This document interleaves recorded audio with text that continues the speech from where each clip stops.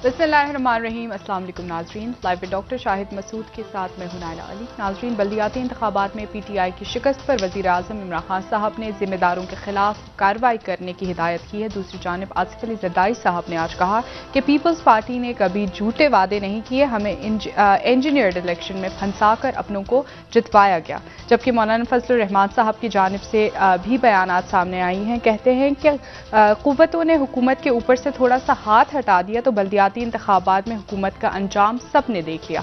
इस समेत दिन भर जो अहम मौज़ूआत रहे हैं उन पर बात करेंगे। हमारे साथ स्टूडियो में मौजूद हैं डॉक्टर शाहिद मसूद। अस्सलाम वालेकुम डॉक्टर साहब। वालेकुम जी, आपको भी नहीं। डॉक्टर साहब, वज़ीर आज़म साहब के सामने रिपोर्ट पेश की गई बल्दियाती इंतखाबात में शिकस्त की वजूहात पर। क्या वाकई में जो वजूहात इस रिपोर्ट में है यही वजह बनी हार की, या फिर कारकर्दगी भी नताइज को इफेक्ट कर चुकी है? देखें, पहली बात तो ये है कि वज़ीर आज़म साहब को यकीनन इस बात का इल्म है और लोग उनको तंग कर रहे हैं, लेकिन तंग करने के साथ साथ लोग पैसे भी पकड़ रहे हैं। और सिर्फ ये नहीं हुआ कि लोगों ने अपने जानने वालों को टिकट, इतना आसान नहीं है। इसमें एक तो ये फैक्टर है, यकीनन मैं किसी शख्सियत का नाम यहाँ नहीं लेना चाह रहा, लेकिन दूसरी बात यह है कि लोगों ने पैसे भी दिए हैं और पैसे जो हैं वो ऐसी शख्सियात जो वज़ीर आज़म साहब की बड़ी। अब देखें ना, इसमें गवर्नर साहब का नाम आ रहा है तो मैं उनके बारे में क्या कहूँ, गवर्नर KP का नाम आ रहा है या इसमें सदकैसे साहब पे इल्ज़ाम लग रहे हैं, तो हमारे लिए काबिल एहतराम है। लेकिन बात यह कि इन बहुत सारे लोगों ने इसके अंदर पैसे बहुत लिए हैं और इमरान खान साहब के करीब मौजूद एक शख्सियत जो है सियासी शख्सियत, वो इन सारे मामलात को डील करते रहे। अब वो इमरान खान साहब उन्हें कुछ नहीं कह सकते या क्या वजह है उसकी, लेकिन ये कि बहरहाल खान साहब को यकीनन इल्म है। आज खान साहब ने उसके ऊपर ये कहा कि मैं अगले उसमें खुद दूंगा टिकट्स। तो बात यह है कि जिन्होंने ये कुछ किया है सारा कुछ, उनके खिलाफ क्यों कार्रवाई इमरान खान साहब नहीं करते? इमरान खान साहब से मेरी कम से कम ये तवक्को अब भी है कि वो उनके खिलाफ जो लोग इसमें मुलविस पाए गए हैं उनके खिलाफ कार्रवाई तो करें। ये तो कोई बात ना हुई कि आप ये कहें कि जी ये सारी रिपोर्ट मेरे पास आ गई है तो आइंदा मैं टिकट खुद दूंगा। तो कार्रवाई की इनके हिदायत नहीं, की अगर वज़ीर उन्होंने आज़म साहब अगर ये हुआ है सारा कुछ, अगर ये हुआ है सारा कुछ, तो फिर उनके खिलाफ कार्रवाई होनी चाहिए। अब देखें यहाँ पे मसला क्या है। मसला ये है कि जैसे फवाद चौधरी साहब की एक जिम्मेदारी है कि वज़ीर इत्तलात हैं, तो वो सारा जो भी मसला होता है उसका उनके ऊपर उनको बोझ उठाना पड़ता है, क्योंकि वो जाहिर है उनका काम ऐसा है। हालांकि इस KP के अंदर उनका तो कोई इन्वॉल्वमेंट नहीं है, या जो माशी पॉलिसी है उसमें कोई इन्वॉल्वमेंट नहीं है। लेकिन मसला ये है कि वो जो जिन्होंने किया है वो खामोश हैं, वो बल्कि TV पे आके एक दूसरे पे इल्ज़ाम लगाते रहे। और ये वफाकी हुकूमत जो है ये ज़ाहिर है इनको वजाहत करनी पड़ती है, शहबाज गिल साहब को वजाहत करनी पड़ती है। हालांकि ये इन्होंने तो नहीं टिकट वहाँ पे दिए होंगे ना लोगों को। तो मसला ये है कि इसमें एक तो ये खान साहब, ये तो बड़ा अफसोसनाक मामला है सारा। दूसरी जो बात है वो देखिए, असल मसला फंस गया है जाके मईशत पे, और बहुत बुरी तरह से फंसा हुआ है। और वो इस तरह से फंसा हुआ है कि 12 दिसंबर को इजलास होना था कौमी असम्बली और सेनेट का। अच्छा, इस बात को जरा थोड़ा सा मुश्किल है समझना, लेकिन मैं इसको कोशिश करता हूं समझाने की। 12 जनवरी को अगले महीने जी डेडलाइन है, यानी 12 जनवरी को IMF के एग्जीक्यूटिव बोर्ड का एक इजलास हो रहा है, जिसमें वो देखेंगे कि पाकिस्तान ने जो शराइत पूरी करने का हमने कहा था IMF की तरफ से, वो शराइत पूरी हो गई हैं। तो फिर वो 16 तारीख को $1 बिलियन पाकिस्तान को देंगे। ठीक है।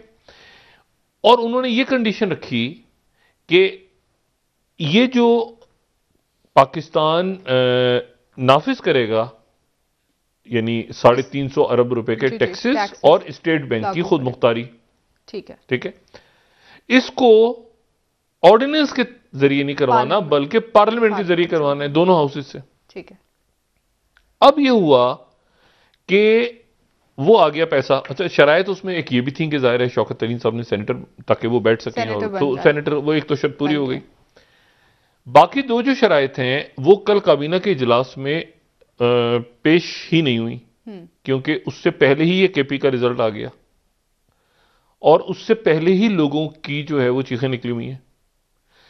अच्छा, और बिजली और गैस और ये तो सारे बढ़ रहे हैं मामलात, लेकिन ये है कि जो जीएसटी लगाना है 17%, तो वो तो और वो तो पास करवाना है असेंबली से। और अगर मिनी बिल जो है, या मिनी बजट इसको कहा जा रहा है, या मिनी बिल जो है, ये अगर पास नहीं होता किसी तरह से, तो उसका मतलब है कि हुकूमत जो है वो अपनी जगह नहीं रहती। अच्छा, अब इसको फिर दोबारा आईएमएफ से बात की जा रही है कि इसमें आप इसमें नरमी करें और इसको ऑर्डिनेंस के तहत हमें पास करवाने दें। वो कह रहे हैं कि नहीं, पार्लियामेंट से करवाएं, क्योंकि ऑर्डिनेंस तो 3 महीने बाद गायब हो जाएगा, और गायब हो जाएगा तो पता चला कि उसकी तो कोई हैसियत ही नहीं रही। आप ये ऑर्डिनेंस के ऊपर उन्होंने चेक लगा दिए। अच्छा, अब वो पार्लियामेंट का इजलास हुआ, लेकिन उसमें बिल नहीं पेश हो रहा। वो अब शायद दोबारा काबीना का इजलास होगा, उसमें पेश होगा बिल। लेकिन वो जो आईएमएफ के साथ हमने मामलात करने थे, उसके ऊपर हमने सऊदी अरेबिया से $1 अरब ले लिए। जी।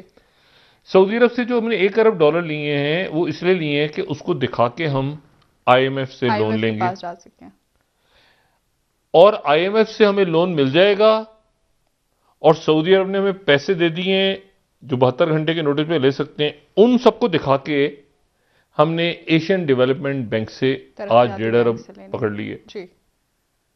ठीक है, लोन $1.5 अरब का आज हमने लोन एशियन डेवलपमेंट बैंक से ले लिया। अच्छा, आप यकीन करें कि ये ऐसा कुछ गड़बड़ घोटाला हो गया यहाँ पे कि ये जो ट्रिब्यून ने भी लिखा है, एक्सप्रेस ट्रिब्यून ने 24 के पाकिस्तान और Asian development to ink loan agreements 1.535 billion, ये आज हुआ है। अच्छा, अब मैं यहां पर ये सोच रहा हूं कि एशियन डेवलपमेंट बैंक ने हमें इसलिए दिया है कि हमें आईएमएफ से पैसा मिल जाएगा, और आईएमएफ से पैसा जब मिल जाएगा तो इसलिए उसके लिए हमने सऊदी अरब से पैसे लिए हुए हैं। तो अगर हमने आईएमएफ की कंडीशन पूरी नहीं की तो सऊदी अरब 72 घंटे पैसे वापस ले लेगा। तो सऊदी अरब ने अपने पैसे वापस मांगे, तो पैसे हमारे पास तो है नहीं, तो फिर मेरे ख्याल से ये जो एशियन डेवलपमेंट बैंक का कर्जा है, ये हम सऊदी अरब को दे देंगे। और यानी ये कैसे करेंगे हम, यहां पे कोई गड़बड़ है, ठीक है ना, ये हम उनको दे देंगे, एशियन डेवलपमेंट बैंक से कहेंगे भाई हम हमारे मतलब कुछ, क्योंकि असल तो उधर से पैसे आने थे ना, उधर के पैसे अभी आ नहीं पा रहे आईएमएफ से, और सऊदी अरब से भी ले लिए हमने, इधर से भी दिखा के ले लिए, उधर अटक गए। उनकी सिर्फ एक कंडीशन पूरी हुई है, और ये कि शौकत तरीन सब सेनेटर बन गए, अल्लाह ताला उन्हें मुबारक करे। तो ये जो मसला है, ये गड़बड़ घोटाला है, ये कैसे होगा अब, और इसमें 17% अगर आप लगाते हैं तो वो जिन चीज़ों पे लगनी है, तो वो गैस तो आ नहीं रही, और बिजली और ये चीज़ें और वो चीज़ें, और उसमें एकदम से महंगाई कहाँ जाएगी। तो वो जो है वो खान साहब ने यकीनन रोका है अभी, लेकिन मसला ये है कि इसके ऊपर मजीद, जैसे देखें, मैं कल भी कह रहा था ना, out of the box Khan साहब फैसला करें कि मैंने नहीं जाना आईएमएफ के पास, जो मर्जी हो जाए मैंने नहीं जाना, जैसे कि तैयब एर्दोगन ने किया। मतलब तैयब एर्दोगन ने वो लीरा को उन्होंने उसका आगे जाके क्या नतीजा होता है, उन्होंने आईएमएफ के चुंगल में मैंने नहीं फंसना। और रजब तैयब एर्दोगन ने वहां पर ये किया, देखें एक तजर्बा उन्होंने किया है, इसकी लॉन्ग टर्म लोग तनकीद भी कर रहे हैं, तारीफ भी कर रहे हैं, लेकिन उन्होंने कहा कि मैं इसको यहाँ पे मतलब उनका लीरा जो है एकदम से स्ट्रांग हो गया, और डॉलर जो है वो नीचे गिर गया। ठीक है, वो 11 पे आके जो है 11 लीरा आप करें तो $1 आ जाता है, और पहले वो 18 पे पहुंचा हुआ, तो 18-19 से वो एकदम से 11 पे आ गया, और लोग जो है वो उनकी जिंदगी जो है आगे। और साथ ही तैयब एर्दोगन जो है उन्होंने आज कहा कि मैं इलेक्शंस नहीं कराऊंगा, अपोजिशन की तरफ से मुतालबा उन्होंने रद्द कर दिया कि जल्दी इलेक्शंस करवाए जाएं, और उन्होंने कहा मैं 2023 में इलेक्शन करवाऊंगा। और उससे पहले ये बड़ा स्ट्रांग आज उनका ये ऐलान आया है बाकायदा कि मैं इलेक्शन नहीं करवाऊंगा। ठीक है, अच्छा, अब इसमें यहां पर 2-3 मामलात ऐसे हैं जो किसी भी वक्त हुकूमत पाकिस्तान के लिए या रियासत पाकिस्तान के लिए मसला बन सकते हैं। खित्ते के वाक़यात, एक तो ये कि अदम इस्तेकाम है, सियासी अदम इस्तेकाम है, और उसमें उसकी बुनियादी वजह जो है वो ये है कि ये जो पैसे वगैरह लेके लोगों ने टिकट्स, देखें अपोजिशन तो कुछ भी नहीं कर, अगर देखें ना अपोजिशन की तो बात ही नहीं करें ना, आप अपोजिशन तो छोड़ दें आप उसको, ये हुकूमत के अंदर खाना जंगी है ना, इसको ज़ेरे बहस लाएं ना कि ये कैसे हो रहा है। यानी जो बंदा जाता है आईएमएफ, यानी मैं बाज़ दफ़ा हैरान होता हूं कि आईएमएफ जो बंदा गया तो उसने जाके पाकिस्तान की जगह ये बात करके आ गया कि सर ये कंडीशन डाल दें कि मेरी नौकरी पक्की हो जाए। ये क्या बात हुई? एक कंडीशन ये भी डाल दें कि मेरी भी पक्की हो जाए, और वापस आके जो है वो मतलब अपने मतलब ये कैसे कंडीशन हो सकती है आईएमएफ की कि जी जो बंदा वहां जाके मुज़ाकरात कर रहा है, मतलब गवर्नर साहब हमारे स्टेट बैंक के, तो वो ये कहेंगे जी ये कंडीशन डाल दें कि मुझे नहीं हटाया जा सकता। मतलब ये कैसे पॉसिबल है? तो मुल्क की बात होती है ना। अब आप जाके लड़ते हैं, आप कहते हैं जी नहीं जी 17% इसको करें, ऐसे करें, ऐसे करें, मतलब सारा मान के उसमें ये भी डलवा दिया कि मुझे नहीं हटाएंगे, हटाया जा सकता। तो ये बात जो है ये कुछ अनहोनी सी बातें हो रही हैं। अब रजब तैयब अर्दोगन कितने गवर्नर स्टेट बैंक जो है वो हटाए हैं उन्होंने, लेकिन वजीर आजम नहीं हटा सकते इस कानून के मंजूर होने के बाद। मतलब जो मैंने बात की ना, तो वो मतलब कुछ अजीब सा ही है ये शराइत वराइत जो हैं। लेकिन ये कि ये अब इससे कैसे निकलते हैं वजीर आजम साहब? मुआशी पॉलिसी नहीं है डॉक्टर साहब हुकूमत के पास। देखें, एक होता है अच्छी पॉलिसी होना, एक होता है बुरी पॉलिसी होना, एक होता है पॉलिसी हुई ना। तो पॉलिसी तो ये चूंकि रोज ये देखें ना, ये तो कोई ताल्लुक, ये सियासी लोग हैं, मतलब ये इनको भुगतना पड़ रहा है। ये चले ये भी छोड़ देंगे, ये बलदाती इलेक्शन में पैसे लिए ये भी छोड़ दें, मतलब लोगों को तो ये फेस कर रहे हैं ना जाके। भाई महंगाई हो गई तो एमएनए, एमपीए, वजीर, मुशीर ये सारे फेस कर रहे हैं। और पीछे जो है वो क्या मामला हो रहा है, वो एक खुफिया राज था जिसके तहत वो नेशनल सिक्योरिटी का कोई इशू था, उसको मुआहिदा साइन कर लिया गया, जिन्होंने किया वो गायब हो गए, वो पता ही नहीं चला। तो ये मेरा ख्याल है कि ये एक बहुत बड़ा क्राइसिस है फाइनेंशियल, जिसको इमरान खान साहब को खुद भी अंदाजा है कि मैं इस वक्त अगर इसको पार्लियामेंट में लाऊंगा तो ऐसा ना हो कि ये बिल ही मंजूर ना हो। और बिल मंजूर नहीं होता अगर मनी बिल, तो उसके नतीजे में हुकूमत जो है वो गिर जाती है। ये तस्वुर होता है आमतौर पर, लेकिन इसको लाना तो है दोबारा। तो अब देखें ये मामला आगे किस तरह जाते हैं। दूसरी जो बात है जो मैं आपसे कह रहा हूं ना कि खत्ते के, देखें 2-3 बातें ऐसी हो रही हैं जो बहुत बहुत अजब रुख पे चली गई हैं। मतलब है कि बज़ाहिर ऐसा लग रहा था कि मामला ठीक हो रहे हैं, लेकिन मामला खराब हो रहे हैं। और खराब हो रहे हैं मामला सऊदी अरेबिया और ईरान के दरमियान, और मामला खराब हो रहे हैं ईरान और इसराइल के दरमियान। और एक फिर दोबारा से एक बदअमनी की बड़ी लहर, जो कि मुझे लगता है कि इस वक्त कोई फैसला कुन कहीं ये अपना असर न डाल जाए, क्योंकि ऑलरेडी जो तलखियां थी उनको कम करने की कोशिश की गई थी, लेकिन वो तलखियां बज़ाहिर कम नहीं हुई। सबसे पहले तो एक क्या वाकया हुआ है, वाकया ये हुआ है कि जो सूडान के अंदर जो हमदूक हैं उनके वजीर आजम, हमें पता है सूडान के अंदर वो जनरल फतह आ गए थे, तो उन्होंने मोहम्मद हमदूक को हटा दिया था, अब्दुल्ला हमदूक को, और कहा था कि मैं यहाँ पे जो है वो इक्कू हो गई थी वहाँ पे।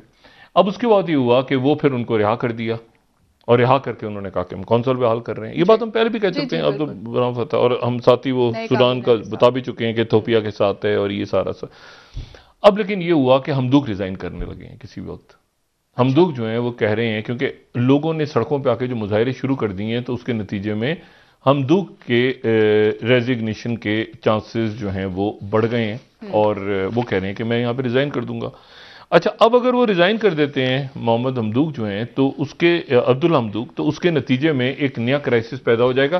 पूरी दुनिया ने कोशिश की है कि सूडान के अंदर किसी तरह से स्टेबिलिटी आ जाए, लेकिन अगर, और ये सूडान बड़ा इंपॉर्टेंट है, ये सूडान की अहमियत ये आप इस तरह से ज़हन में रखें कि उमर अल बशीर को हटा के 2019 में उमर बशीर को उनके खिलाफ हुए थे, शुरू हो गए थे मुजाहरे वगैरह, तो फौज ने फिर पब्लिक के साथ, पब्लिक जब बाहर निकली, तो ये 1989 से 2019 तक ये सदर रहे। अच्छा, खुद भी फौज के ही थे, तो ये हटा के आए थे एक वजीर आजम को।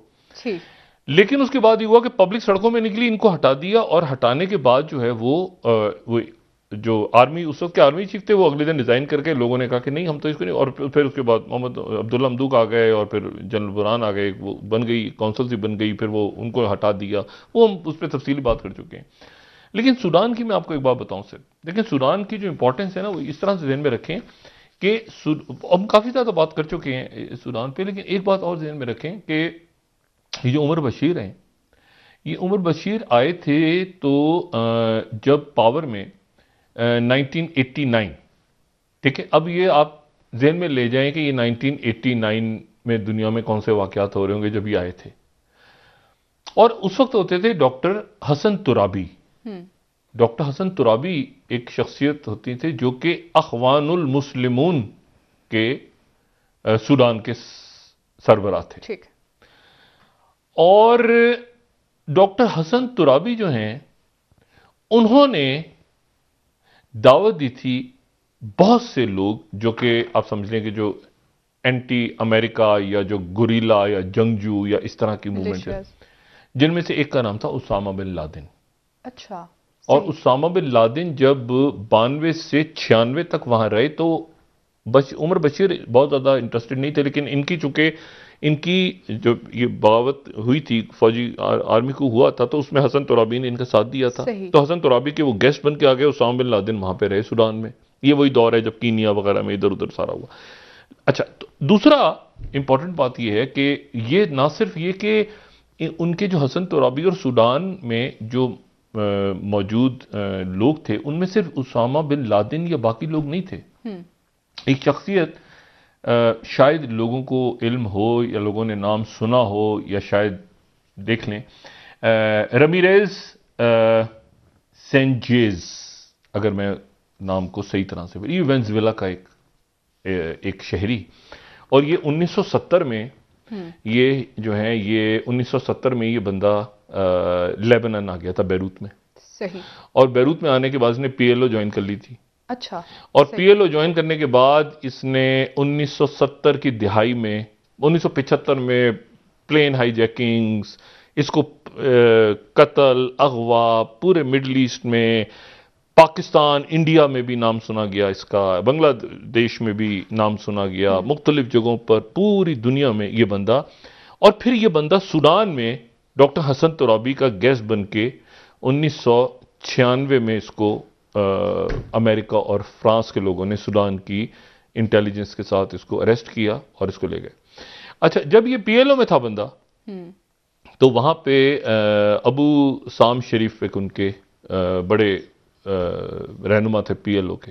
मैं आपको बता रहा हूं कि सूडान जो है ना, उसको आप बहुत होता नहीं कि बस वहां पे लोग मुजाहिरे करने, नहीं, सूडान की पिछली रूट्स बड़ी इंपॉर्टेंट हैं।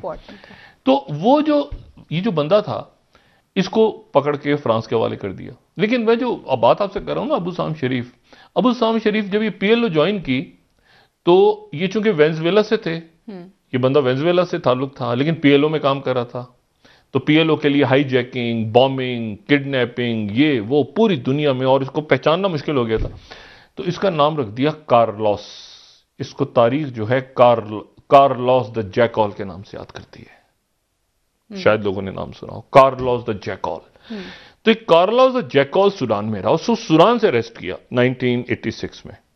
उस वक्त उमर अल बशर जो थे ये वो दो वक्त था, उमर अल बशर और इनके डॉक्टर हसन तुराबी के इख्तलाफात पैदा होने शुरू हो गए थे। अच्छा, अब उसके बाद ये हुआ कि वो जो कार्लोस है, कार्लोस द जैकॉल, इसको फ्रांस में लेके फ्रांस में जाके फिर प्रिजन में इसने इस्लाम वगैरह पहले कबूल कर लिया था, बाद में कर लिया था। अभी भी जिंदा है, अभी भी स्टिल, हाँ, अभी भी जिंदा है। उम्र कैद की कई सजाएं इसको मिल चुकी हैं, कत्ल की, उसकी, लेकिन ये जिंदा है और मुख्तलिफ जेलों में ट्रांसफर करते रहते हैं फ्रांस के लोग इसको, क्योंकि एक इतना हाई प्रोफाइल नाम बन गया था, कार्लोस द जैकॉल। फिल्में भी बनी है, किताबें भी आई हैं। अच्छा, ये सूडान की हिस्ट्री है। मैं आपको सिर्फ बता रहा हूं कि सूडान के जो लिंक्स हैं, वो लिंक सूडान को अब ऐसे ना लें कि वहां पे जो रहने वाले लोग हैं उनके लिंक जो हैं वो सिर्फ लोकल मलेशियाज ही हैं, या उनके लिंक जो हैं वो अरब, ना ना ना ना, वो पूरा यूरोप, पूरे वर्ल्ड, एक मुख्तलिफ नेक्सस ऐसी जगह है वो जो सूडान में या वहां जाके वो ऑपरेट माजी में करते रहे हैं। ठीक है, आप सोचिए ना कि कार्लोस द जैकॉल को सूडान से अरेस्ट किया गया था। अच्छा, एनीवे, वो सर्जरी कराने के लिए पहुंचा हुआ था वहां पे, और उसको फिर मुखबरी हुई थी, और फिर उसके बाद 12। अच्छा, अब वो सूडान के अंदर क्या हुआ है कि वहां वजीर आजम रिजाइन कर रहे हैं।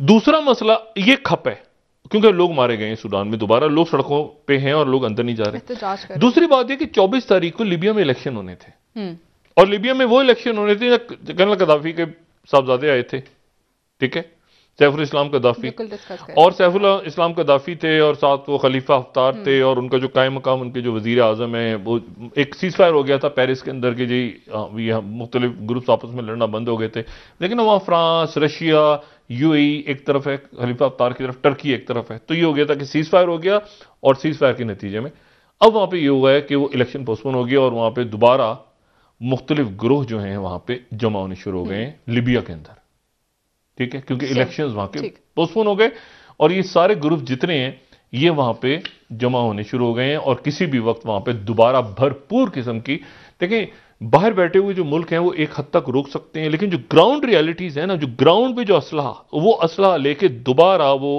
आप समझें कि उधर से खरतूम के अंदर क्राइसिस है, उधर से अदीस अबाबा में क्राइसिस है, साथ ही लीबिया में क्राइसिस, ये पूरा मशरिक वुस्ता और ये आपस में लिंक्ड है, और अभी हमें पता है कि इराक में गवर्नमेंट नहीं है और लेबनान में गवर्नमेंट नहीं है, ठीक है। अच्छा, जैक सुलिवन पहुंचे हैं एनएस से इसराइल, जैक सुलिवन इसराइल में है इस वक्त, और इसराइल जो पहुंचे हैं तो वहां से दो तीन बातें जो बड़ी इंटरेस्टिंग आई, और मैं वहीं की मीडिया से कोट करता हूं। सबसे पहले तो ये कि यरूशलेम पोस्ट ही कह रहा है कि Iran developing a bomb under cover of Vienna talks, ये जो हरजोग हैं उनके सदर वहां के, एक तो नफ्ताली बेनेट है ना, वो तो वजीर आजम है, लेकिन जो सदर हैं हरजोग ने, उन्होंने जैक सुलिवन से कहा है कि ये बॉम्ब बना रहे हैं और एक कॉमन स्ट्रेटेजी में बनानी होगी, लेकिन उनके जो आने वाले एयर चीफ हैं, नए एयर चीफ, जो 12वीं स्लाइड है हमारी, वो कहते हैं कि we can attack Iran tomorrow if needed, हमें चंद घंटे चाहिए ईरान के तमाम मकामात पे जहां जहां पे हमें शक है स्ट्राइक करने के लिए, हमें 24 घंटा, और हमें ये भी बड़ी अजीब बात उन्होंने की है, वो कहते हैं कि हमें पता है कि अगर हमने ईरान पे स्ट्राइक की तो साथ ही हमारे ऊपर हिजबुल्लाह स्ट्राइक करेगी, लेकिन ये वो दिन है जिसके लिए हम पिछले 30 साल से तैयार हो रहे हैं, यानी कि वो तैयारी, तो हम वो कह रहे हैं हम 30 साल से तैयार हो रहे हैं इस काम के लिए कि अगर इसराइल के ऊपर हिजबुल्लाह भी अटैक करती है, हमें पता है कि कहां कहां से अटैक होगा, ये बड़ा एक आप समझें कि एकदम से टेम्परेचर रेज हो गया। अच्छा, अब चूंकि मीडिया है और खबरें हैं तो उसको रेफरेंस देना ये जरूरी होता है। तेहरान टाइम्स ये कह रहा है कि US officials off to Israel to discuss Iran nuclear talks again, ठीक है, ये 10वीं स्लाइड हमारी है, और इसको अरब न्यूज भी कंफर्म कर रहा है कि Israeli PM meets US national security adviser on Iran ही इंपॉर्टेंट इशू है। अच्छा, लेकिन यहां पर एक मामला जो है ना वो जरा खराब हो गया है, और वो खराब ये हो गया है कि ईरान और सऊदी अरब के दरमियान तलखी पैदा हो गई है दोबारा, और बड़ी शदीद तलखी पैदा हुई है, क्योंकि ईरान के जो यमन में एम्बेसडर थे उनकी डेथ हो गई कोविड से। ईरान का कहना यह है कि उनको मुनासिब उनका इलाज नहीं किया या उनको पहुंचाने में ताखीर हुई, जिसकी वजह से उनकी डेथ हुई है। यानी ईरान के यमन में सफीर, ईरान के यमन में सफारतकार, तो ईरान ने सऊदी अरेबिया पर इल्जाम लगा दिया, और सऊदी अरेबिया की जो इत्तेहादी फौज है उसने बड़ा सख्त रिएक्ट किया है। और यहां पे रेफरेंस में सिर्फ देखे और यहां से निकलते हैं, इसके बाद इस अल्लाह करे कि बरादर ममालिक तलखी ना बढ़े, लेकिन Saudi led coalition cease on Yemen to another life, ये तेहरान टाइम्स की खबर है, ठीक है। और फिर उसके बाद जो है वो इसका जो जवाब है ये अल अरेबिया न्यूज़ ने दिया है कि अरब कोलिजन जो है वो ईरान के डेफेमेटरी क्लेम को, जो अरलू उनके जो थे हसन अरलू जो कि उनके एम्बेसडर थे जिनकी डेथ हुई है, उसको उन्होंने कंडेम किया, और साथ ही अरब न्यूज़ ये कह रहा है कि Arab coalition denies Iran claim on evacuation of diplomat from Yemen, और वही कह रहे हैं कि हमने पूरी इंसानी बुनियादों पर सारा ठीक किया, लेकिन इसराइल की तरफ से ईरान की तरफ से बराह रास्त जो है वो एक इल्ज़ाम आयद हुआ है सऊदी अरेबिया पे। अच्छा, ये वो इलाके हैं जाहिर है जहाँ पे एक सऊदी अरेबिया की यमन के अंदर जहाँ पे सऊदी अरेबिया की हमायत याफ्ता हुकूमत मौजूद है, उस इलाके से ये पहले बात हुई थी कि कोविड से इंतकाल हुआ है, तो वो कह रहे हैं कोविड से नहीं बल्कि अटैक हुआ है, या वो जख्मी हो गए थे, या मतलब बहुत सी उन्होंने एक ऐसी बात हुई कि नतीजे में दोनों बरादर मुल्कों के दरमियान फिर कशीदगी पैदा हो गई है। अच्छा, ये तो मामला हो रहे हैं यहाँ पे, लेकिन उसके साथ मैंने आपसे कहना कि 4-5 हुकूमतें ऐसी हैं, ये पूरा वहां से जो पट्टी शुरू होती है, ये चलते चलते ये आ जाती है वो दुनिया के दूसरे कोने तक। अब आप वहां से शुरू करें तो वहां इथोपिया के अंदर जो है वो ये तिगरे और अबी अहमद की लड़ाई हो रही है। उसके बाद सूडान के अंदर वजीर आजम जो बने थे उनके खिलाफ मुजाहरे, वो रिजाइन करने जा रहे हैं किसी भी वक्त। उसके बाद जो है वो साथ ही ये लिबिया के अंदर जो है ये खाना जंगी और इलेक्शन कैंसिल हो गए। साथ ही ईरान के ऊपर जैक सुलिवन और इसराइल ये कह रहा है कि हम कुछ करेंगे अगर आप कुछ नहीं करेंगे तो। बल्कि ये जो एयर चीफ हैं इनसे पूछा गया कि वो जो KC-74 वो जो थे खला के अंदर, सॉरी हवा के अंदर वो जो रिफ्यूलिंग होनी थी KC-46, तो वो अगर आपके पास नहीं है तो कैसे आप अटैक करेंगे ईरान पे? उन्होंने हम कर लेंगे, हमारे पास तैयारी है, हम उसके बगैर भी कर लेंगे। अच्छा, अब ये पूरा जो नक्शा है, ये पूरा नक्शा बराह रास्त, अच्छा ईरान के जो फॉरेन मिनिस्टर हैं वो अजरबैजान गए हैं, बाकू गए हुए हैं ताकि वो मामलात उनके ठीक हों और अल्लाह करे कि लेकिन ये पूरा जो डिस्टेबलाइज हो रहा है, ये पूरी ये साइट, ठीक है, पूरा एक अफ्रीका से शुरू होता है और यहाँ ईरान तक आता है। और फिर जाहिर है बीच में अफगानिस्तान के अंदर भी अभी तक इस्तेकाम नहीं है। अब ज्वाइन करें ना सारा, और अफगानिस्तान के अंदर इस्तेकाम नहीं है तो ऊपर सेंट्रल एशिया के ममालिक जो हैं वो भी पैनिक में आ रहे हैं कि वहां पर क्या सूरत हाल बनेगी, क्योंकि वो इंक्लूसिव गवर्नमेंट सवालिया निशान रह जाते हैं, वाकयात हो जाते हैं। हुकूमतों को तैयार रहना चाहिए कि कोई वाकया ऐसा ना पेश पैनिक बटन दब जाए। अच्छा, उसके बाद वो यूक्रेन का मसला खत्म नहीं हो रहा। यूक्रेन और प्रेसिडेंट पुतिन ने आज दोबारा बात की और बड़ी सख्त बात की, और मैं वही कोट इसलिए करता हूं ताकि वो, अब देखिए ना CNN क्या कह रहा है, as Ukraine tensions mount Putin says कि Russia has every right to react harshly to unfriendly steps. अच्छा, तो यानी इसका मतलब ये हुआ, और फिर पुतिन ने जो CGTN वहां से चाइना रिपोर्ट कर रहा है कि उन्होंने शॉल्स के साथ बात की है यूरोप सिक्योरिटी यूक्रेन सिचुएशन की। शॉल्स वो हैं जो कि आए हैं वहां पे चांसलर की जगह, जर्मन चांसलर, नए जर्मन चांसलर, ठीक है ना, एंजेला मर्केल की जगह जो आए हैं उनसे बात की है आज प्रेसिडेंट पुतिन ने।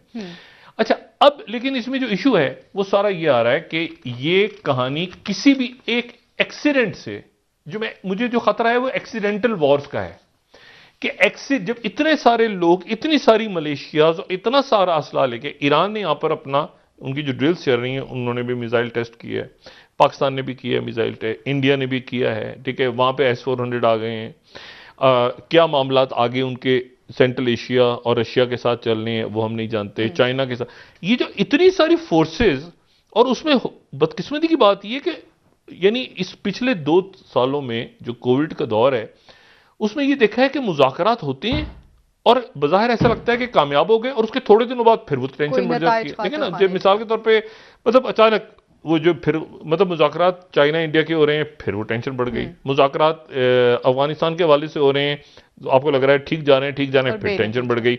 आपको लग रहा है इथोपिया के मामला जो है वो बेहतर होने जा रहे हैं, और लीबिया के अंदर खाना जंगी खत्म हो रही है, वो फिर खराब हो गए। तो ये जो एक सिचुएशन क्रिएट, और साथ ही उसके ये पूरी दुनिया फिर दोबारा एक तारीकी की तरफ जा रही है। ओमिक्रॉन फैल रहा है, वो पाबंदियां लग रही हैं, जो ट्रैवल है वो बंद हो रहा है मुख्तलिफ जगहों पे, और कई जगहों पे तो जाहिर है कि मतलब ये तेजी के साथ फैल ही रहा है, हमें पता है। लेकिन बात यह है कि कई जगहों पे वो ओवर रिएक्ट भी कर रहे हैं। ओवर रिएक्ट इसलिए कर रहे हैं कि कहीं काबू से ना निकल जाएं, और वो बूस्टर डोजेज और वो इतने महीने तक इतने एक गैर यकीनी की कैफियत, पार्टीज होंगी क्रिसमस पे, नहीं होंगी, हॉलीडे सीजन कैसे होगा कैसे नहीं होगा। और इसी दौरान एक और काम हुआ है, इसी दौरान ये हुआ है कि गैस वहां पे यूरोप के अंदर जो है वो आना कम हो गई है, उसकी कीमतें बहुत शदीद बढ़ गई हैं, जिसका इल्जाम जो मगरबी ज़राए अबलाग हैं, वो मगरबी ज़राए अबलाग उसका इल्ज़ाम लगा रहे हैं बराह रास्त प्रेसिडेंट पुतिन पे। अच्छा। और हाँ, वो कह रहे हैं कि ये जो यमल की पाइपलाइन है, राइटर्स ये कह रहा है कि गैस प्राइसेस इसलिए बढ़ गई यूरोप के अंदर कि रशियंस की जो यमल पाइपलाइन है उसकी एक्सपोर्ट उन्होंने कम कर दी है। अच्छा, और यही जो है वो Europe energy crunch continues as gas and power prices soar, ये न्यूयॉर्क टाइम्स कह रहा है। लेकिन सारा का सारा जो मलबा है वो डाल रहे हैं रशिया पे। रशिया ये कह रहा है कि हमारा इससे ताल्लुक नहीं है बिल्कुल, और ये जो प्राइसेस हैं ये खुद बढ़ रही हैं और हमने किसी भी तरह से यहां से गैस कम नहीं की।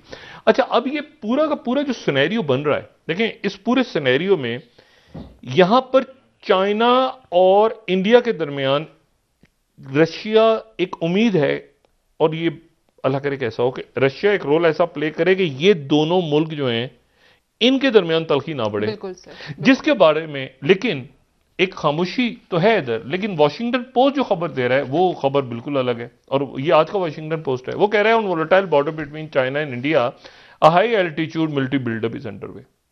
अच्छा, वो क्या, अच्छा अब इसमें जाहिर है कि इंडिया ने से तो खामोशी है और चाइना में भी खामोशी है, वो पूरी एक रिपोर्ट है।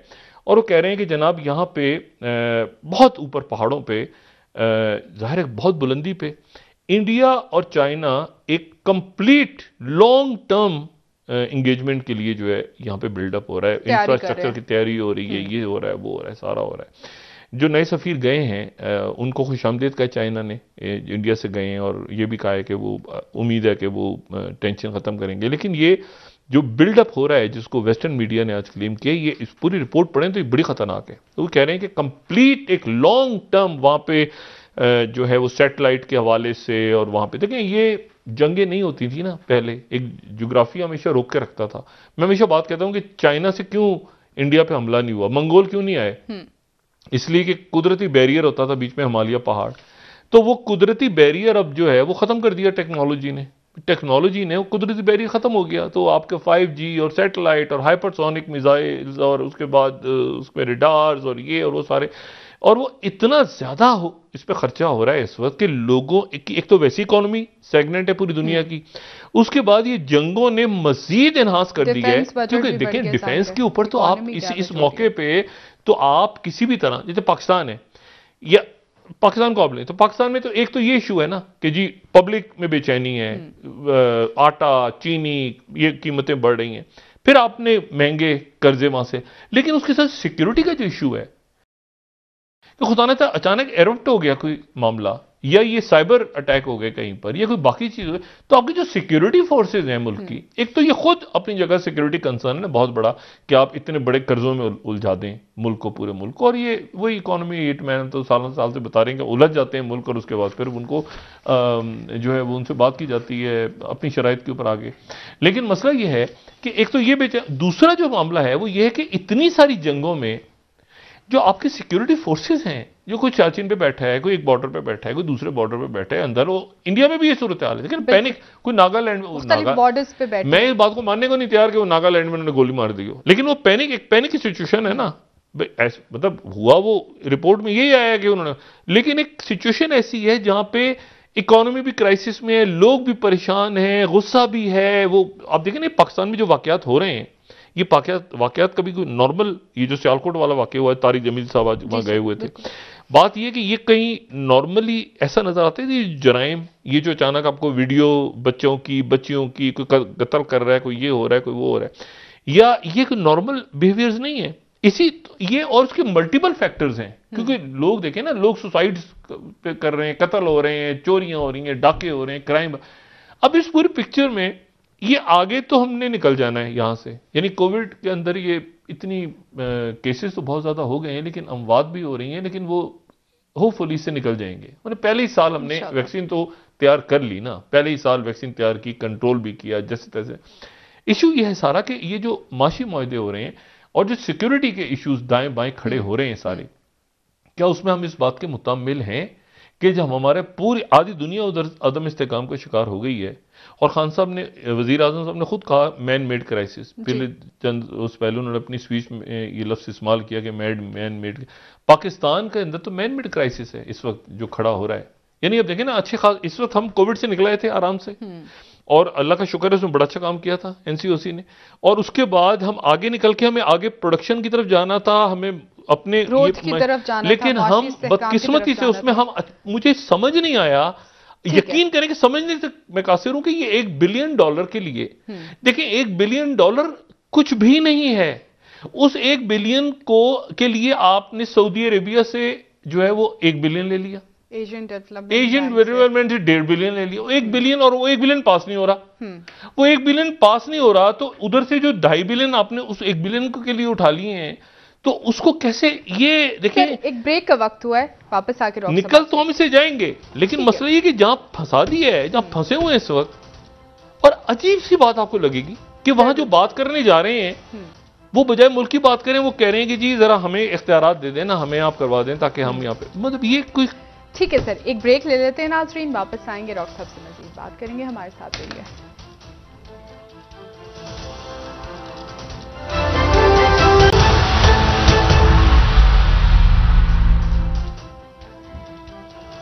वेलकम बैक नाजरीन जी। डॉक्टर साहब खिते की मामलात पर बात कर रहे थे, लोकल पॉलिटिक्स पर मैं आपसे सवाल करना चाहूँगी। आसिफ अली जरदारी साहब के अलावा आज मौलाना फजल रहमान साहब ने भी हुकूमत पर तनकीद किया और उन्होंने ये इल्ज़ाम आयद किया कि कुव्वतों ने हाथ उठाया हुकूमत में से, तो आवाम की जो नुमाइंदगी है और नताइज जो हैं वो सामने आए हुकूमत के हवाले से।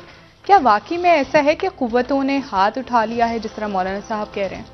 ये तो मौलाना साहब भी खुद बताएंगे कौन सी कुव्वत है और कौन सी कुव्वत नहीं है, क्या है। मैं तो इस वक्त सिर्फ, मुझे तो जो असल इशू है ना मुल्क का, वो इशू ये है कि इस मुल्क के जो मसाइल हैं, असल रियल इश्यूज हैं, वो हैं गवर्नेंस का इशू, गवर्नेंस का इशू, और साथ ही उसके जो ये कर्जे और कीमतें और बेचैनी और सिक्योरिटी कंसर्न्स पैदा हो रहे हैं। इकॉनमी आपका सिक्योरिटी का इशू है। अचानक आपका कोई मसला क्रिएट हो जाए तो उसके नतीजे में आपके देखें ना, साथ अफगानिस्तान स्टेबलाइज नहीं है, सेंट्रल एशिया परेशान है उसकी वजह से, इंडिया चाइना के दरमियान आपस में क्या होता है, रशिया क्या रोल प्ले करता है, उधर यूक्रेन में क्या होता है, मिडल ईस्ट, तकरीबन तमाम मिडल ईस्ट जो है मशरिक़ वस्ता अफ्रीका तक ये अनस्टेबल हो गया है दोबारा। तो अब मसला ये है कि इस पूरी पिक्चर में एक यहाँ तो कम से कम हो सकता है ना इतना कि जी आप आपस में बैठे हैं, पार्लियामेंट का इजलास हो और कहें कि यार आराम से, अब अंदर से पता चल रहा है लोग आपस में लड़ रहे हैं और वजीर, अब यकीन करें मैंने पहले भी आपसे कहा था ना कि ये इन पे अब डिस्कस करने को जहन में इसलिए नहीं, क्योंकि शायद जो कुछ हो रहा है पूरे रीजन में, देखिए ना, मतलब है कि शाह महमूद कुरैशी साहब हैं, तो अब शाह महमूद कुरैशी साहब ने ये जो एज अ फॉरेन मिनिस्टर जो OIC और ज़ाहिर हुकूमतें कर, अब देखें कैसे स्मूथ, कितना अच्छा किया है, कितना स्मूथली, कोई किसी किस्म की उसमें कोई गड़बड़ है, स्मूथ आराम से लोग आए हैं पाकिस्तान में, उनके आपस में बायलैटरल मीटिंग्स भी हुई हैं, यहाँ से गए सारे। लेकिन जब वो अंदर की सियासत के ऊपर आते हैं तो आप देखेंगे किस तरह से मामला उलझने शुरू हो जाते हैं, लड़ाई शुरू हो जाती है, अजीब गुफ्तगू शुरू हो जाती है। तो और उसमें ये वही बात अपनी जगह कि हमें उनसे, दुनिया से बात तो करनी चाहिए। हर एक को गालियां देके तो मतलब है कि वो अब उसके नतीजे में यानी ये हो रहा है कि खान साहब का अपना नुक्ता नज़र बिल्कुल दुरुस्त है, लेकिन जो उनका सियासी जो पॉलिटिकल उनका वो है, लेकिन उसमें उन्होंने बात तो करनी है ना, बात तो उन्होंने अमेरिका से भी करनी है, उन्होंने चाइना से भी करनी, अरब मुल्कों से भी करनी है, और वो कर रहे हैं बातचीत। और उसके नतीजे के अंदर जो इंटरनल क्राइसिस, वो कम से कम वो हिजान खत्म हो गया, हमें पता। देखिए ना, ये तैयब उर्दुगन की मैं मिसाल दे रहा हूँ, यानी उन्होंने तैयब उर्दुगन के लोगों की चीखें निकली हुई थी कल तक, परसों तक, ठीक है, लंबी कतारें लगी हुई थी। उसने कहा IMF के बंदे आउट ऑफ द बॉक्स सोचूंगा बाद में, और मैं इसको करके दिखाऊंगा, ठीक है, और वो कैसे करेंगे, क्या करेंगे, लेकिन उन्होंने फौरी तौर पे अपने लोगों को रिलीफ दे दिया। और IMF के ना, एक मिनट में IMF तो इंतजार कर रहा था कि तैयब उर्दुगन आए और वो 50 बिलियन आगे उनकी जेब में रख दें और ये कंडीशंस डाल दें, वो करने, उनका नहीं, तो मैं नहीं जाऊंगा। तो इसमें बात ये सारी कि अब ये स्टॉप गैप सोल्यूशन इसको कह रहे हैं कि जी वक्ती तौर पे हुआ है, आगे जाके खराब हो जाएगा। आगे जाके तैयब उर्दुगन क्या कह रहे हैं कि नहीं होगा खराब, ठीक है, नहीं होगा, और लोगों ने एतमाद किया मेरे ऊपर, और लोगों ने $1 बिलियन तो 24 घंटे के अंदर अंदर कन्वर्ट करवा लिए लीरा के अंदर, और उनको मैंने गारंटी दे दी, हुकूमत की तरफ से गारंटी है उनको कि वो उधर से उनका जो लॉस है वो हुकूमत पूरा करेगी। महंगाई अपनी जगह, वो इंटरेस्ट रेट गिरा दिया नीचे उन्होंने, ठीक है, तो इंटरेस्ट रेट गिरा दिया, उसके नतीजे में लोग बैंकों से जाके अब जो है वो उतना ज्यादा कर्जा तो नहीं लेंगे, ठीक है, अच्छा, नहीं, इंटरेस्ट रेट गिरा दिया तो उसके नतीजे में कर्जा बैंकों से लेंगे, ठीक है ना, इंटरेस्ट कम है, 1% है, 2% है, पहले 8%, 9% जो भी था, तो कम कर दिया तो लोग ज्यादा है, तो इकोनॉमी चल पड़ी, स्टैग्नेंस इकोनॉमी से निकल गई। आपके मसला ये कि आपने इंटरेस्ट रेट को भी बढ़ाया हुआ है, कीमतें भी बढ़ी हुई हैं, डॉलर भी उसके साथ बढ़ रहा है, तो सारी ही चीजें ऊपर, और अभी मजीद आना है। तो ये कोई पॉलिसी नहीं है, मतलब ये कोई पॉलिसी, कोई स्ट्रेटजी नहीं है कि आप कहेंगे जी मार्च में ठीक हो जाएगा, दिसंबर में ठीक हो जाएगा, जनवरी में ठीक, 3 महीने बाद नहीं। अब देखिए ना, असद उमर साहब इस पे कम बात कर रहे हैं ना, वो मतलब देखिए जिन लोगों ने जाना है पब्लिक में, वो नहीं कहेंगे ना भाई, वो क्यों अपने जिम्मे लेंगे। असद उमर साहब का क्या इशू था कि वो NCOC को देख रहे थे, जो कि जबरदस्त काम दिखाया उन्होंने करके, ठीक है ना, कोविड के ऊपर उनकी प्रेजेंटेशन, मीटिंग्स आगे पीछे। अभी भी मुझे नहीं पता कि कोविड के अंदर ज़ाहिर वैक्सीनेशन तो हो गई है, लेकिन कितना हम लोग तैयार हैं, खुदा ना खास्ता अगर कोई और वेव आ गई तो। एनीवे, मैं सिर्फ ये बात कह रहा हूं कि देखें, इसमें जो ये डिस्टेबलाइजेशन हो रही है ना इस तरफ, ये कंप्लीट डिस्टेबलाइज्ड है। यहां पर भी कंप्लीट, यहां पर भी इस तरफ भी डिस्टेबलाइजेशन है। यहां से आप डिस्टेबलाइजेशन शुरू करेंगे ना तो ऐसे आपको लगेगा एक वेव है जो इंडिया को क्रॉस करती है, फिर म्यांमार तक जाती है, फिर बांग्लादेश तक जाती है, फिर वो आगे साउथ चाइना सी तक, और शुरू हो रही है वो जहां पर गैस की शॉर्टेज कम होना शुरू हो गई है और जहां पे लोग सड़कों में निकले हुए हैं और कहीं हुकूमत तब्दील हो रही है, कहीं इलेक्शन हो रहे हैं, कहीं कुछ होना है, कहीं कुछ होना है। और यूरोप बराह रास्त इन्वॉल्व है। यूरोप का तो प्रॉपर इन्वॉल्व है मिडिल ईस्ट में। प्रेसिडेंट मैक्रोन जो है, और लेबनान को ऐसे छोड़ नहीं सकते आप। मैंने कहा ना, इनका जो माजी ज़हन में रखें, यानी जब तक माजी को, तारीख को ज़हन में नहीं रखेंगे। आपको पता है कि लेबनान और सूडान का क्या ताल्लुक, तो मैंने बताया कि लेबनान सूडान का ताल्लुक ये कि पीएलओ के तो लोग इधर सारे सूडान में आके बैठे हुए थे और यहीं से अरेस्ट हुए थे 96 में। तो और ये सिर्फ इस्लामिक मूवमेंट्स नहीं, अदर देन इस्लामिक मूवमेंट्स की बात हो रही है। ठीक है, जैसे मैंने कल कहा था कि लेबनान के अंदर जो है वो लेबनीज वहां पे जापान की रेड आर्मी बैठ गई थी आके, जो जहाज अगवा कर रही थी। तो इशू ये है कि जब ऐसा सिनेरियो पूरा बनता है ना, उस पूरे सिनेरियो में जो एडिशनल चीजें जो पहले कभी भी नहीं थी, वो ये वेरिएबल है जिसको आप कहते हैं ओमिक्रॉन। यानी वेरिएबल का मतलब ये कि आज है, कल क्या होगा, परसों कैसे आगे पीछे जाएगा, ट्रेवल खुलेगा नहीं खुलेगा, अचानक लोगों ने टिकट बुक कराया, अपना तैयारी पकड़ ली, पाबंदी लग गई, फिर क्वारंटाइन शुरू हो गया। ये जो वेरिएबल है ना, उसमें जो एक चीज वाहिद हो सकती है वो ये है कि जो मैन मेड क्राइसिस और क्रिएट ना हो। और मैन मेड क्राइसिस ये है कि जनाब, एक बल्दियाती इलेक्शन इसलिए हुए बल्दियाती इलेक्शन के नीचे की सतह पे लोगों तक इख्तियारात पहुंच जाए। ये मकसद होता है ना गवर्नेंस, लोगों के गली मोहल्ले के अंदर। ये थोड़ी होता है कि अच्छा फर्ज करें अगर वो जीत जाते हैं जिन्होंने पैसे दिए हुए थे एक दूसरे को, तो उन्होंने खिदमत करनी थी किसी की। तो ये देखें, इसीलिए मैं कह रहा हूं ना कि यहां पर खान साहब को एक बहुत मैसिव, या खान साहब को या शायद पाकिस्तान को या उसको एक मैसिव सर्जरी की जरूरत है। यानी मेरे कहते हैं कि करेक्ट करें आप बहुत सारी चीजों को, आप मईशत को ठीक करें, आप इधर आप पूरे सिस्टम को कुछ ऐसा करके ठीक करें कि उसमें कोई पॉलिटिकल विक्टिमाइजेशन भी ना हो, कोई कॉन्स्टिट्यूशनल उसमें गड़बड़ भी ना हो, किसी आइन के तहत भी हो, लेकिन मुल्क की जो सिमत होती है ना, मतलब एक आपको लगता है कि यार एक मिनट ये इस तरह, ये नहीं, सफारती महाज पे आप बिल्कुल ऐसे जाते जाते जाते जाते उसमें अपने मईशत की पखेड़ डाल दी बीच में कि वो इतने सारे लोगों से जब इंटरेक्शन हो रहा है तो हम बात ही नहीं कर पा रहे उसमें।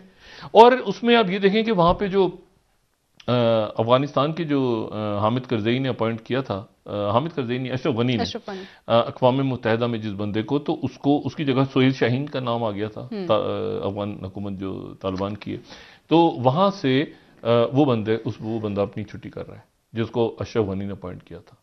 अब सोहेल शाहीन जाते हैं कि नहीं जाते, बात की बात है, वो बंदा छुट्टी कर अक़वाम मुत्तहिदा में जो अफगानिस्तान का नुमाइंदा जो अशरफ गनी दौर से बैठे हुए थे मौसूफ, उनकी छुट्टी हो रही है। और बड़ा फॉरेन पॉलिसी ने पूरा उसके ऊपर एक डिटेल आज एक मजमून भी छापा हुआ है, Afghanistan UN envoy heads for exit, ये 20वां। तो इशू ये है कि सारा कि ये वहां से वो निकल रहे हैं। अच्छा, अब मैंने आपसे कहा ना कि इस पूरे टर्मोइल में जो खतरा है, जो वही चीज अच्छी है कि पाकिस्तान इंडिया की आपस में वो बरकरार है, वो क्लैश रुका हुआ है बीच में। अच्छा, लेकिन इशू ये कि वो एक इतना ज्यादा ट्रस्ट डेफिसिट है हर तरफ, और इतनी ज्यादा फौजें हैं और इतने ज्यादा मामलात कि 1000 वज़राए खारिजा आपस में मिल रहे हैं, 1000 फौज के सरबराहान आपस में मिल रहे हैं, लेकिन वो जो एक्सीडेंटल होता है ना कि यार ये इसने कर दिया, ये ईरान सऊदी अरबिया में शक है, गलतफहमी किसने किया, ये बाद में होगा। उन्होंने कहा कि अच्छा आपने ये बैठे बैठे आराम से तलखी पैदा हो गई, किसी और मुल्क में तलखी पैदा हो गई। तो इसके अंदर जो है वो मेरा ख्याल है कि पाकिस्तान के अंदर तो कम से कम मैन मेड क्राइसिस को ख़त्म किया जाए फौरी तौर पे, और कोशिश हम कर सकते हैं। और ये अब देखना है कि ये जो बिल है इसको ऑर्डिनेंस की शक्ल में अगर लेकर आते हैं तो वो तो IMF मानेगा नहीं, वो तो कहते हैं कौमी असेंबली से कैसे मंजूर कराओ, कौमी असेंबली और सेनेट से कराओ। अच्छा, ऑपोजिशन उनको खास नहीं है। इमरान खान, मैंने वज़रा से पूछा तो वो कहते हैं कि यार हमारे अपने लोग जो है ना वो शायद गायब हो जाएं, क्योंकि उसकी वजह ये है कि ये जो कुछ हुआ है इलेक्शंस में, बल्दियाती एक तो आपस में भी है, वो कुछ लोग कह रहे हैं महंगाई है। ठीक है, बहुत शुक्रिया डॉक्टर साहब। नाज़रीन, प्रोग्राम का वक्त ये तो वज़ीर आज़म साहब ने देखना है ना। जी ठीक, बहुत शुक्रिया डॉक्टर साहब। नाज़रीन, कल इंशाल्लाह दोबारा आपसे मुलाकात होगी। मुझे नाइला अली को इजाजत दीजिए। अल्लाह हाफ़िज़ जी डॉक्टर साहब। अपने दोस्तों रिश्तेदारों को दुआ के लोगों का सब ख्याल रखिएगा।